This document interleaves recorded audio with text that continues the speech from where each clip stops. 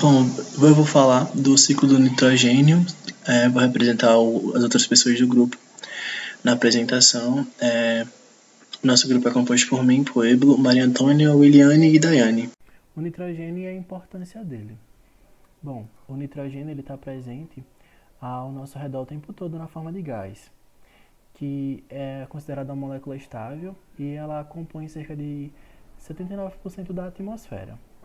Ele é muito essencial para a atividade biológica dos seres vivos, porque ele auxilia no processo de produção primária, tanto dos fotossintetizantes, como ele também está presente na estrutura de todos os seres vivos, constituindo parte das nossas moléculas de proteínas e até do nosso próprio DNA, onde ele aparece nas nossas famosas bases nitrogenadas dos seres vivos de forma geral,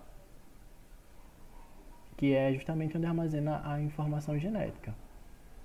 Apesar dele ser bastante abundante, os seres vivos, de forma geral, pelo menos a maioria, não consegue absorver o nitrogênio diretamente da atmosfera, sendo necessário ele que seja transformado em uma forma que o organismo consiga assimilar, e essa transformação se dá através do processo conhecido como o ciclo do nitrogênio. Sobre o ciclo do nitrogênio, ele ocorre em 4 fases, que são separadas em fixação, amonificação, nitrificação e desnitrificação. Ele normalmente é auxiliado por algumas bactérias que têm um papel fundamental nessas transformações químicas.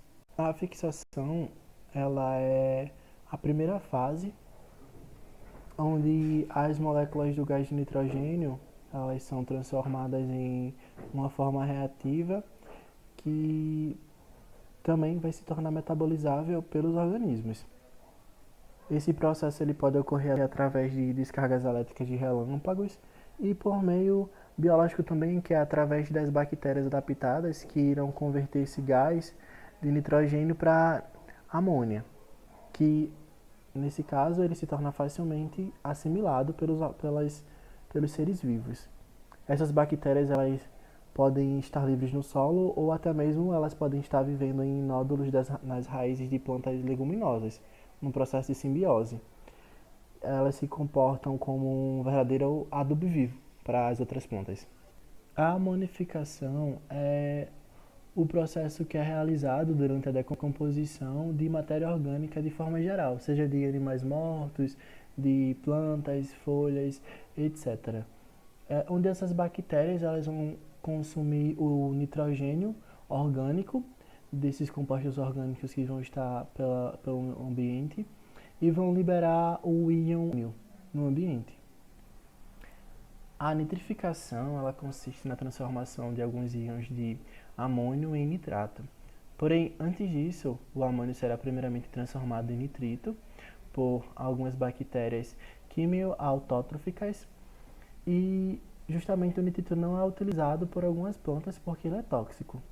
Mas rapidamente essa substância ela vai ser utilizada por outro gênero de bactéria e isso vai liberar, por fim, o nitrato, que é a forma do nitrogênio que as plantas conseguem se absorver.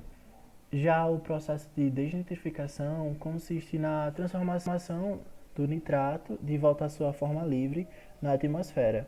E ele é realizado por bactérias desnitrificantes, que utilizam o nitrato em sua respiração e liberam o gás nitrogênio e o óxido nitroso para a atmosfera novamente.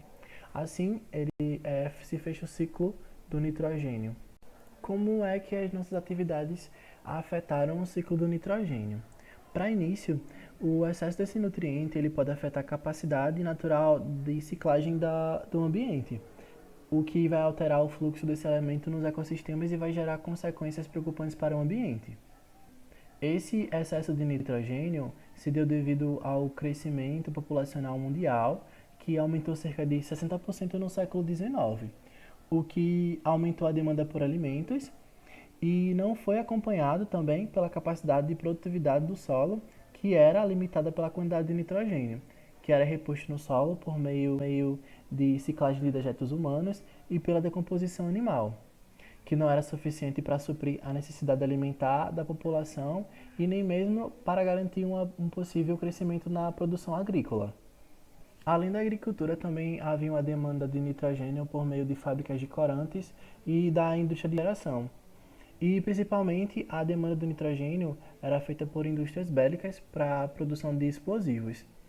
Então, devido a toda essa demanda, os cientistas eles buscaram uma forma viável e econômica para produzir um composto de nitrogênio reativo para atender a todos esses setores.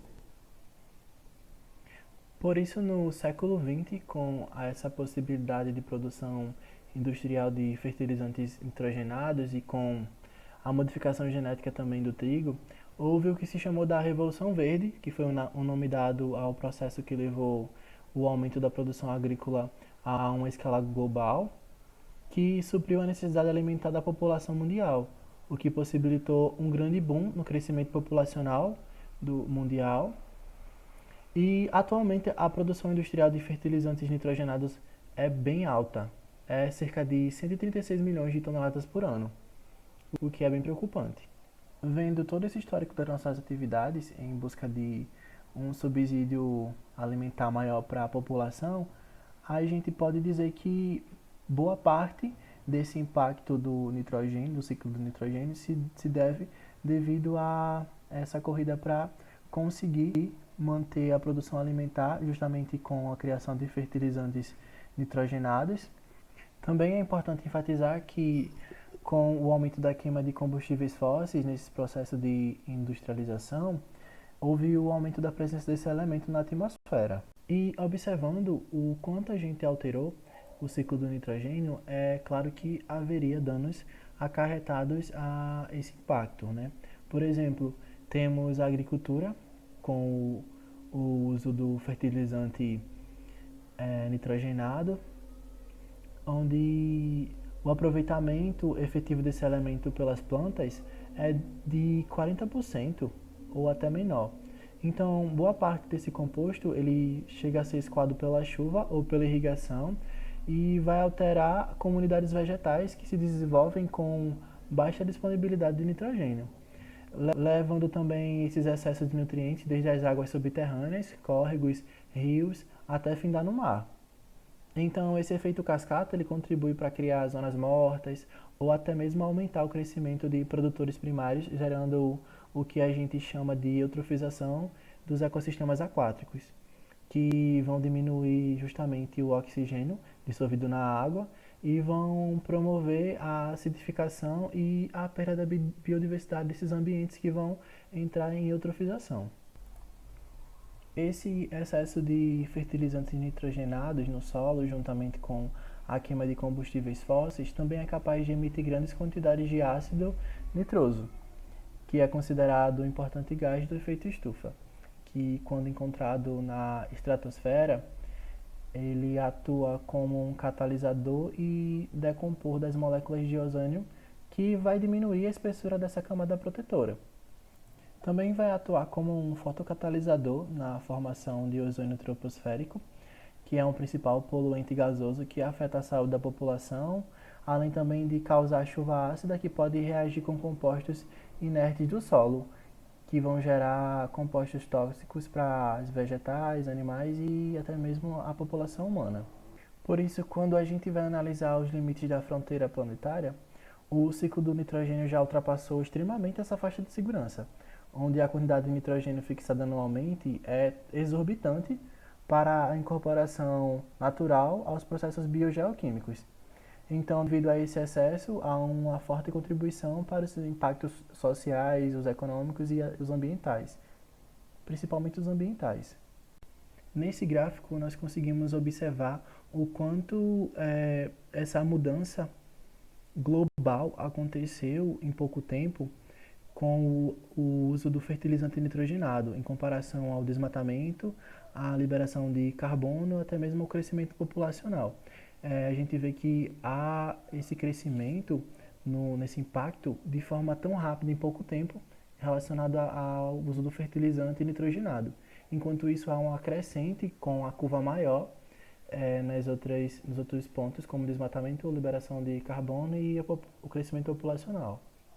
Algumas soluções para os danos causados pelo acúmulo do nitrogênio seria justamente compreender o aumento da eficiência no uso dele na agricultura para reduzir o desperdício na cadeia alimentar, e também promover algumas dietas com menos proteína animal em países desenvolvidos, e também haver a mudança de combustíveis fósseis para fontes de energias renováveis e sustentáveis, como a energia solar e eólica.